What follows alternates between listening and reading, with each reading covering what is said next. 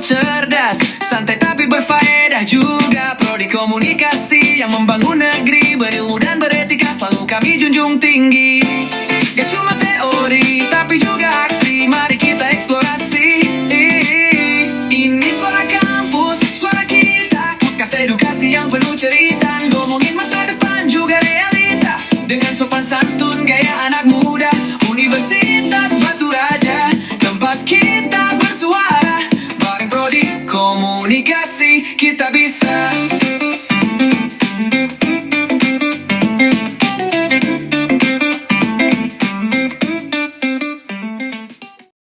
Halo teman-teman semua, selamat datang di podcast Unbara TV. Bersama saya Rati Purwaningsi dan partner saya Beauty. Hari ini kita akan membahas apa itu bantuan hukum gratis bersama narasumber spesial kita, Ibu Titi Syanas Natalia, selaku Kaprodi Hukum Bisnis. Halo Ibu, apa kabar? Halo Mbak Rati, halo Mbak Beauty, alhamdulillah baik. Baik Ibu, sebelum masuk ke pembahasan Ibu, boleh sedikit ceritakan Bu, apa yang membuat Ibu terjun ke dalam bantuan hukum gratis itu Bu? Iya, seperti kita ketahui ya, sekarang ini di Universitas Batu Raja itu ada program studi hukum bisnis. Yang baru buka ya Bu? Iya, tahun kemarin bukanya, alhamdulillah. Nah itu ada di bawah Fakultas Ilmu Sosial, Ilmu Politik dan Hukum di Universitas Batu Raja. Dari situlah, dari program studi hukum bisnis itulah, makanya kita ada, kalau kalian nih ada podcast ya, ada fotografi. Nah kalau di hukum itu ada klinik bantuan hukum. Itu awalnya. Selain ya, yang alasan utama ya pasti ya basic keilmuan ya, basic keilmuan Ibu di bidang hukum. Jadi ya memang salah satu bentuk pengabdiannya ya bantuan hukum gratis ini. Oke.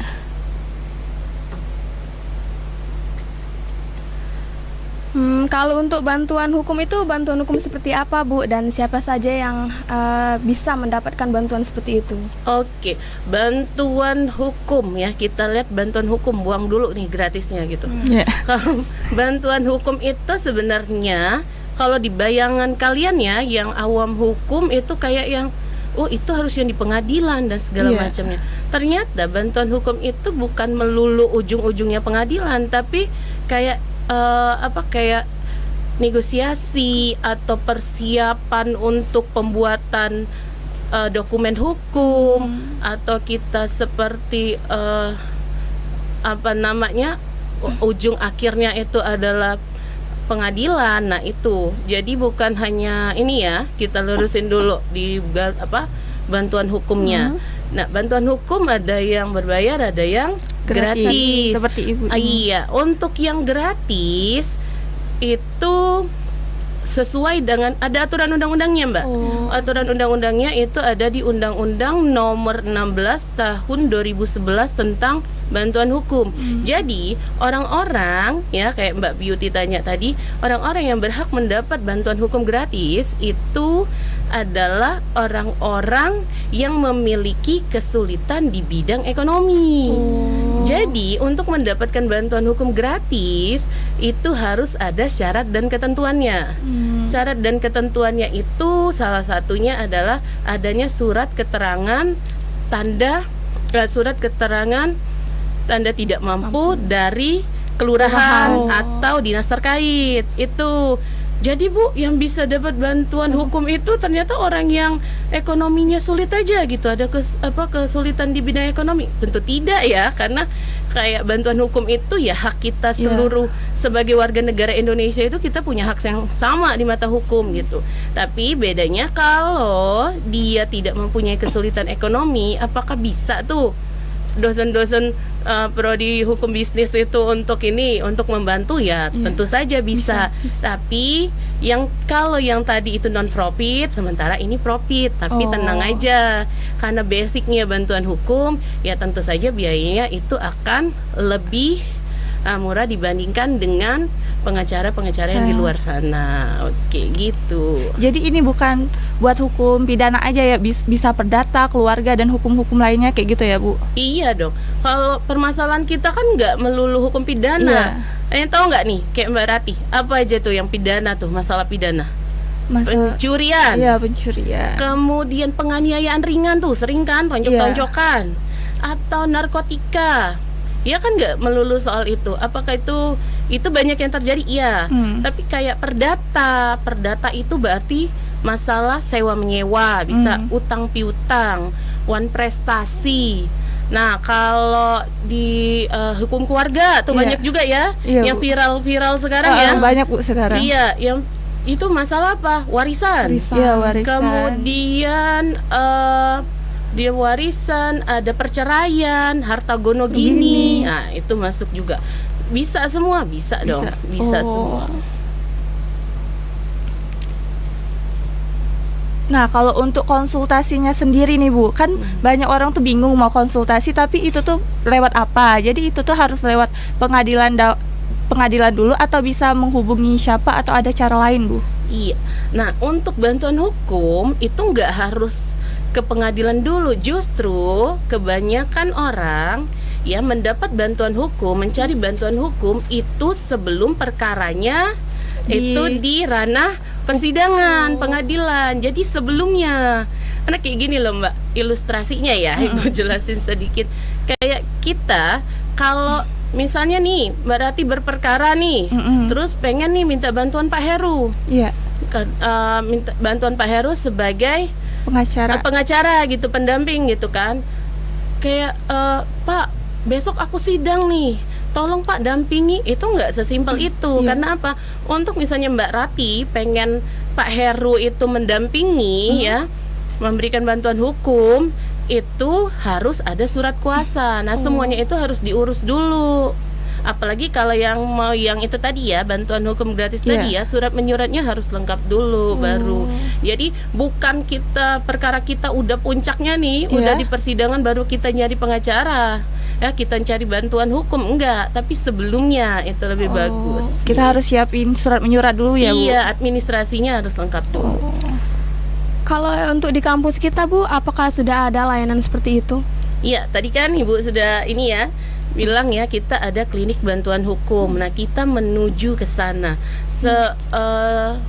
Hukum bisnis ini kan sudah 1 tahun ya, alhamdulillah ya. Nah, itu udah beberapa perkara yang ditangani oleh kita ada 2 advokat di Prodi Hukum Bisnis. Itu ada Ibu Dr. Santi Indriani, ada juga Pak Heru Eduardo, itu advokatnya Peradi itu, profesional. Iya, ada beberapa. Jadi kita memang ke tahap itu, ke tahap penyusunan karena baru berdiri ya. Tapi alhamdulillah memang sudah ada sih berdatangan dari, karena memang media sosial sekarang kencang sekali ya. Bisa jadi, dilihat dari mana-mana. Iya, kita sudah memulai untuk itu semua sebagai salah satu bentuk dari Tridharma Perguruan Tinggi. Jadi bentuknya pengabdian. Iya. Nah, kalau dalam dunia bisnis nih Bu, kasus hukum seperti apa yang sering muncul dan benar-benar butuh bantuan hukum? Iya, bisnis ya. Iya, kalau dari segi bisnis, sebagai Ibu kan sebagai kaprodi ini Bu, hukum bisnis. Iya. Kalau di hukum di masalah hukum bisnis tuh yang paling banyak yang akrab sekali sama masyarakat kita itu leasing. Leasing. Itu apa Bu? Iya, leasing, lembaga pembiayaan kayak kalian beli motor atau mobil. Leasing. Oh iya, ya, ada yang TID Finance gitu, TID Finance yang itu ya. Nggak kita sebut merek ya ini. Iya. Ya, itu lembaga pembiayaan. Sering kan ada beberapa juga yang viral. Iya Bu. Ya, yang viral itu kayak tiba-tiba lagi ngantar anaknya sekolah, diambil motornya, kayak diberhentiin gitu kan? Sama debt collector kan. Nah, banyak itu. Iya, bagi orang yang tidak tahu hukum, yang buta hukum, dia akan pasrah. Iya. Bener? Bener kan? Karena mereka nggak tahu kan harus apa Bu. Karena memang mereka tuh salah karena nggak bisa bayar. Iya. Ya, ini harus dilurusin dulu. Ya, hutang memang harus dibayar, tagihan harus dibayar. Tapi kan ada yang namanya keadaan memaksa untuk kita suatu saat belum bisa bayar atau sebagaimana. Nah, debt collector yang tiba-tiba memberhentikan terus ngambil ngambil motor, ngambil kendaraan kita, itu melanggar hukum. Itu bisa Bu, laporin itu ya Bu? Kenapa? Karena kalau pihak leasing itu mau ngambil motor kita, mau ngambil mobil kita, itu harus berdasarkan surat putusan dari pengadilan. Oh, kalau Berarti nggak boleh basing ya Bu ya? Nggak Iya. boleh. nggak boleh secara paksa kayak gitu kan tiba-tiba iya. ambil. Iya, kecuali memang yang diambil itu dengan sukarela. Oh. Jadi nggak boleh. Nah, dengan adanya kayak edukasi yang seperti itu kan kita buat mengedukasi masyarakat tuh bahwa hukum itu bukan untuk mempersulit masalah, tapi akan mempermudah Mudah. dan mencari solusi ya yang Iya. pasti. Iya, jalan yang baik ya. Kalau untuk regulasi kita Bu, apakah sudah cukup untuk soal bantuan hukum gratis? Kalau untuk hal yang harus diperbaiki itu kira-kira apa ya Bu? Iya, menurut Ibu ya, orang ini banyak ya nyalahin hukumnya yang nggak Iya. tegas dan segala macam. Hukumnya udah bagus, regulasinya sudah bagus. Betul. Yang buat jelek tuh apa? Oknumnya. Oknumnya. Iya, oknumnya yang buat jelek.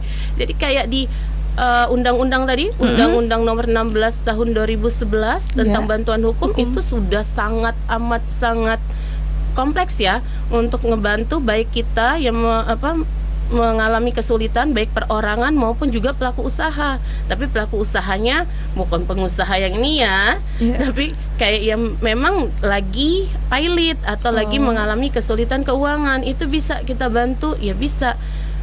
Ya lagi-lagi itu implementasinya yang buat yang harus dirubah ya, yang harus mindset orang-orang pelaku usaha terutama UMKM yang memang minim pengetahuan hukum, yang banyak loh kejadiannya masa banyak. kayak sewa menyewa tempat usaha itu kan Iya. bisa jadi masalah, atau ditipu rekan bisnisnya. Nah itu ya, jadi kalau menurut Ibu sih nggak ada masalah, implementasinya yang memang harus perlu dimaksimalkan lagi.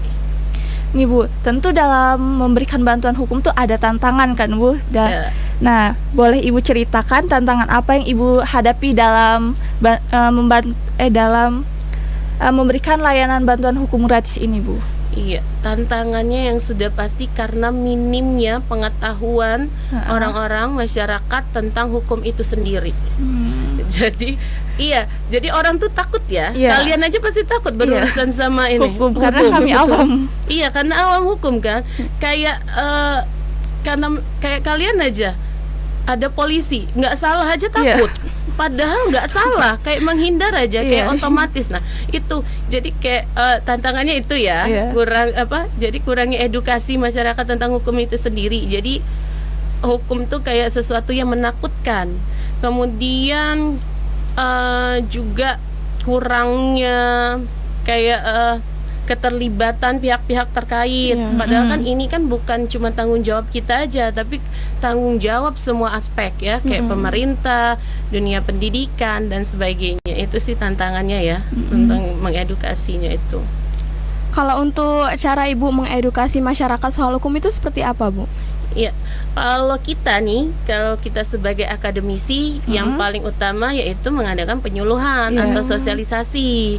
Ya, kayak penyuluhan sosialisasi tentang hukum dengan melibatkan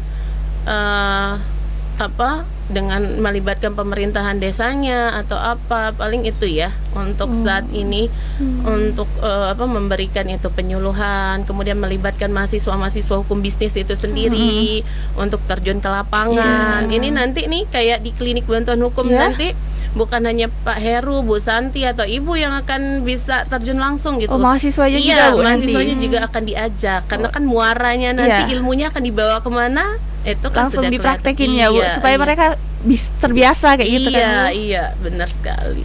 Nah Bu, dari pengalaman mendampingi masyarakat, adakah kisah yang menurut Ibu berkesan? Yang Iya. paling berkesan? Iya, paling berkesan sebenarnya banyak. Ibu pilih satu, kayak ada penyuluhan, lagi-lagi pada saat penyuluhan itu ada tuh ibu-ibu yang nyamperin kita tuh ya, dosen-dosen hukum bisnis tuh disamperin ibu-ibu. Terus dia kayak yang mungkin 60 tahun ya, 60 tahunan ibu itu.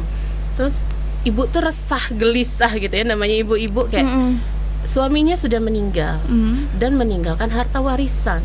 Nah, harta warisannya itu dikuasai penuh oleh anak laki-lakinya. Dia ibunya sedih karena apa? Karena anak yang cewek tuh, anak yang ini perempuannya itu nggak mendapat Harta. Sama sekali, sama Bu. sekali. Dia pengen apa? Bukan masalah uangnya kata ibunya, tapi perselisihan yang Iya. ditimbulkan itu yang pengen dihindari oleh ibu tersebut. Jadi ketika kami diskusikan, ternyata pembagian harta gono gini itu warisan itu Iya. itu tidak berdasarkan hukum waris Islam maupun hukum positif yang berlaku. Jadi dia ya kayak kita ya orang kampung kan, cowok lah yang mewarisi semua. Padahal Betul. kita sebagai anak Perempuan. perempuan itu mempunyai hak dengan hitung-hitungan ya, tetap ya, karena kita kan apalagi mayoritas Islam. Betul. Kebetulan ibu itu Islam kan, jadi kita pakai hukum waris Islam. Nah, karena itu jadi ibunya lega, anaknya juga bisa dibicarakan baik-baik, jadi konflik itu bisa diselesaikan. Menurut ibu itu sih.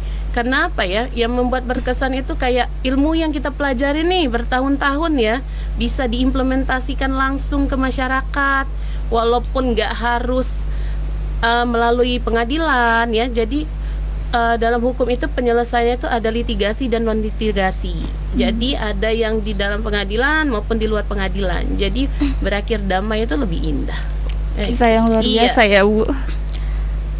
Kalau untuk pesan, Bu, pesan apa yang Ibu sampaikan untuk masyarakat yang mungkin sedang menghadapi masalah hukum tapi tidak tahu harus kemana, Bu?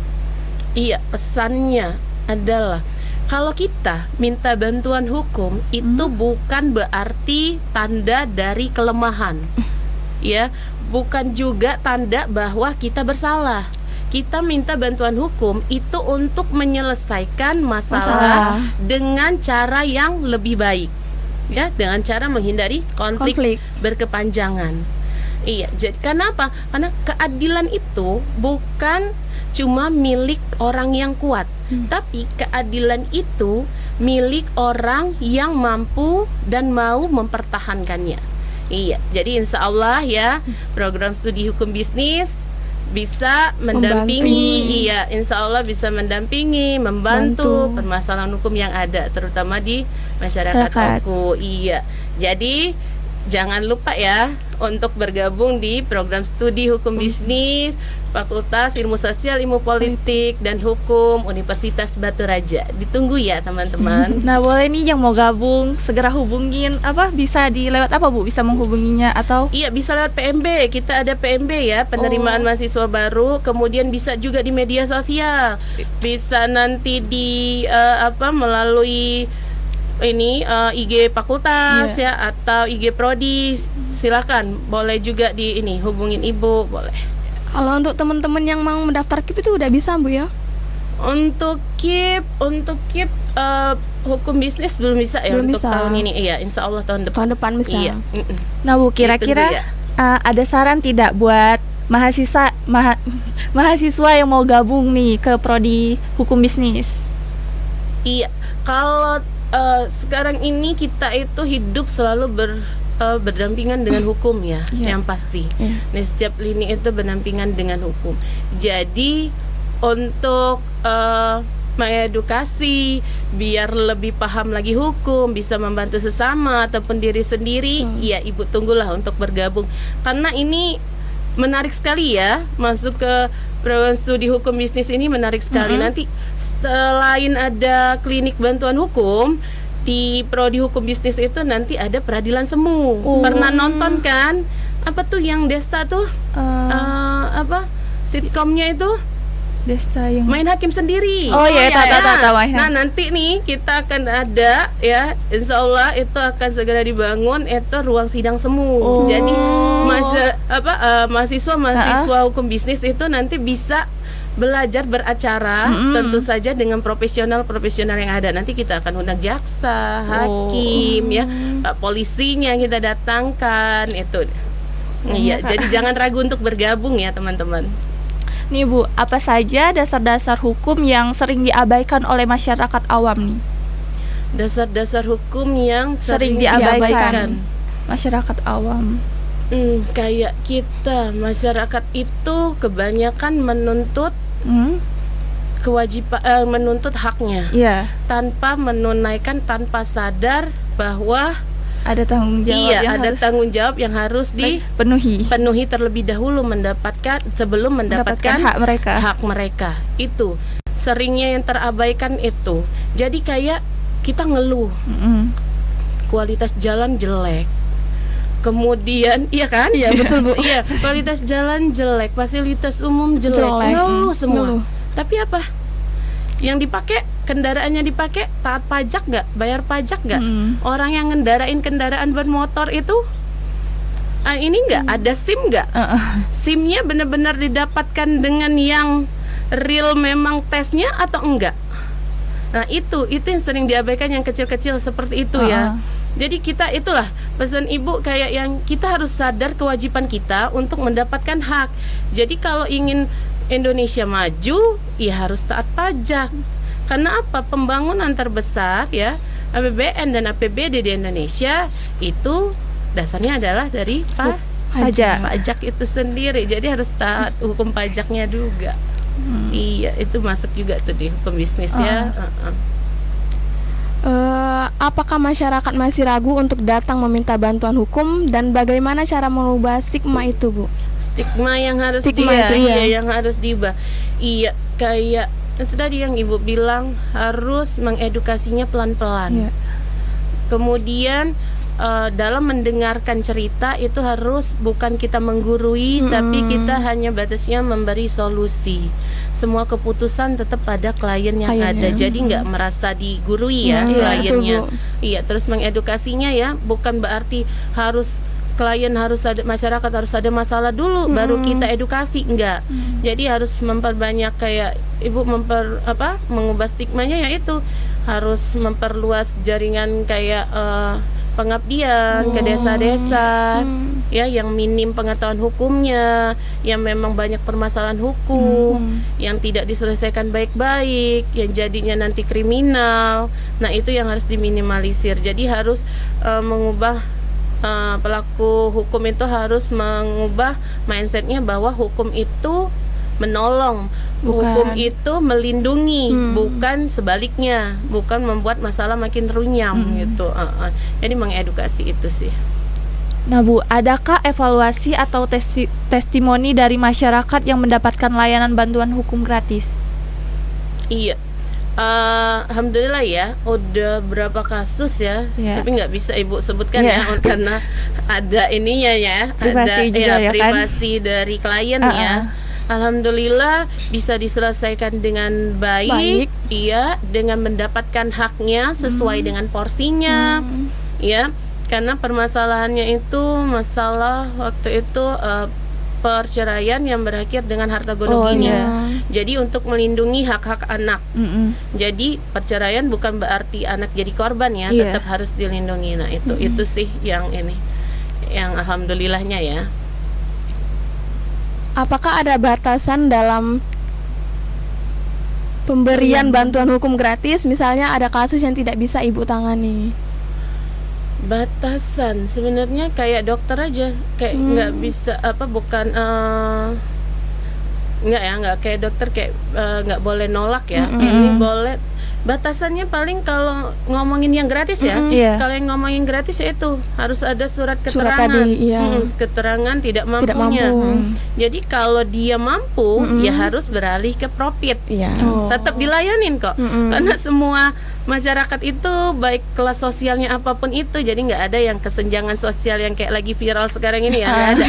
Dalam hukum nggak ada kesenjangan sosial, alhamdulillahnya. Jadi semuanya bisa ditangani. Tapi itu sih batasannya, ada itu batasan Bu ya. Iya, tidak semua. Dan itu ya, gratisnya juga jangan salah ini.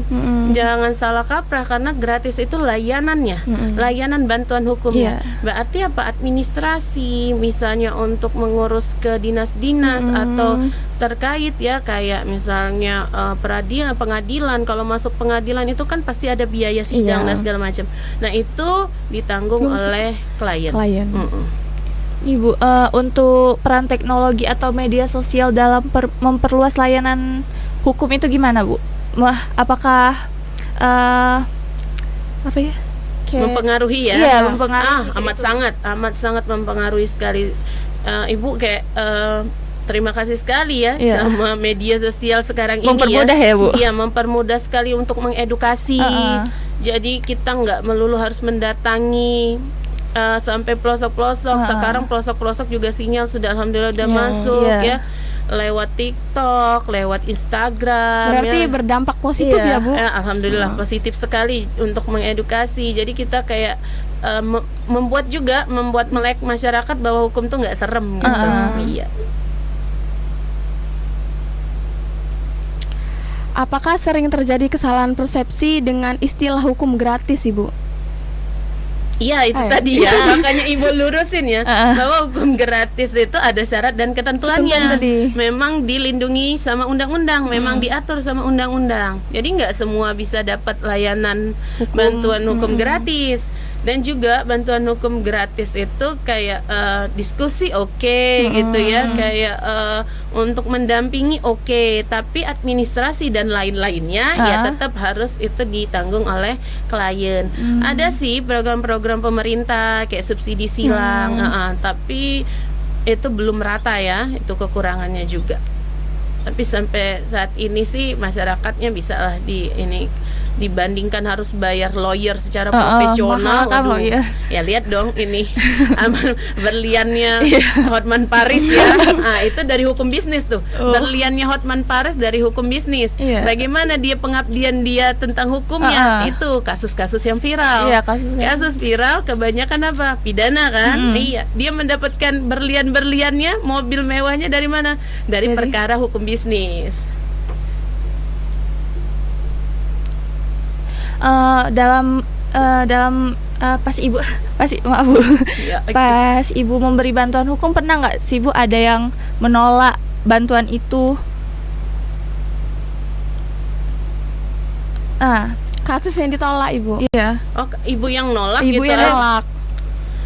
Untuk saat ini ya, bukan ibu yang nolak ya, jadi kayak prodi ya, prodi hukum bisnis ya. Ibu bicara yang general ya, karena yang turun ke lapangan itu ada Bu Santi sama Pak Heru. Sampai detik ini masih bisa kita akomodir semua, alhamdulillah, karena juga baru berjalan 1 tahun ya. Semoga nggak ada yang aneh-aneh. Ya alhamdulillah sih masih bisa diakomodir semua, jadi belum ada tuh pengalaman yang gimana-gimana. Alhamdulillah. Ini sekarang juga masih ada nih kerjasama juga dengan advokat dari universitas mana ya Ibu lupa, yang di Palembang, Stipada kalau nggak salah itu. Ya kita juga karena perkaranya ada di pengadilan kita, ya kita kerjasama itu dalam menyelesaikan itu bantuan hukum gratis. Nah itu ditangani sama, yang sekarang lagi ditangani sama Pak Heru dan Bu Santi. Kalau untuk rencana ke depannya Bu, untuk menyebarluaskan layanan hukum gratis ini, apakah ada Iya. ada rencana kayak gitu Bu? Mau lewat promosikan lewat media tentu, sosial atau tentu saja. Karena ini memang belum kayak peresmiannya ya, tapi sudah ada sebenarnya, belum sudah berjalan. Klinik bantuan hukumnya sudah berjalan, tapi memang belum diresmikan karena kita lembaga pendidikan ya, jadi harus ininya. Tentu saja nanti kalau sudah dipasang plang dan segala macam, sudah diresmikan oleh Bu Rektor dan Bu Dekan, insya Allah. Tapi belum secara besar-besaran pun alhamdulillah kasusnya ya sudah ada aja gitu yang ini, alhamdulillah sekali. Pastilah untuk promosi itu pasti akan dilakukan di media sosial melalui maupun lembaga maupun juga perorangan. Baik Ibu, terima kasih banyak waktunya untuk hadir di sini dan berbagi pengalaman tentang hukum sama kita semua Bu. Iya, sama-sama Mbak Rati.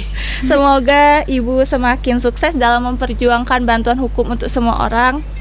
Terus Amin. dan untuk sobat keadilan, jangan lupa ikuti terus podcast Unbara TV untuk cerita dan inspirasi menarik lainnya. Sampai jumpa di episode Bersatu selanjutnya. bersaudara, Saya visip hukum bersatu tak terkalahkan untuk semua. Ini suara kampus, suara kita, podcast edukasi yang penuh cerita. Ngomongin masa depan juga realita, dengan sopan santun gaya anak muda. Universitas Batu Raja, tempat kita bersuara, bareng Prodi